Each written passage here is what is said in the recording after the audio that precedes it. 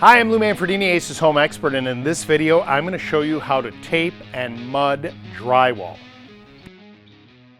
Alright, now that you got that drywall up on the wall and it's in place, it's time to make it smooth and get it ready to paint.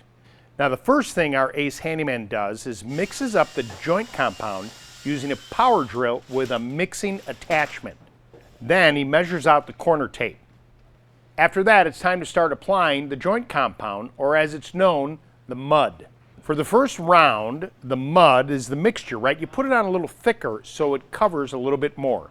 Use that joint knife to apply the mud to the corners and apply a thin layer to the interior of those corners, just enough to allow the corner tape to stick. Then, apply a thicker layer over the top. For the outer corners, use enough to cover the corner bead.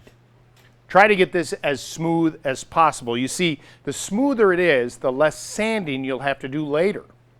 Once you have that first layer on the corners, you can move on to taping the seams with a self-adhesive drywall joint tape. Cover all the seams with this tape and use the tape knife to cut the taping as needed. After all the seams have received the tape, use the joint compound over the top of it using the knife. Also, give a first layer of joint compound over the screws. Remember, to keep the mud as smooth as possible, once you have all the seams, the corners, and the screws covered, let it dry overnight before sanding. Give everything a light sanding and then add a second coat of mud over the top of the first, making it a little bit wider.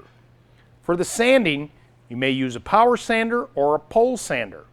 Let that dry and repeat the process. And with each new coat, mix the mud a little bit thinner with water so it dries quicker.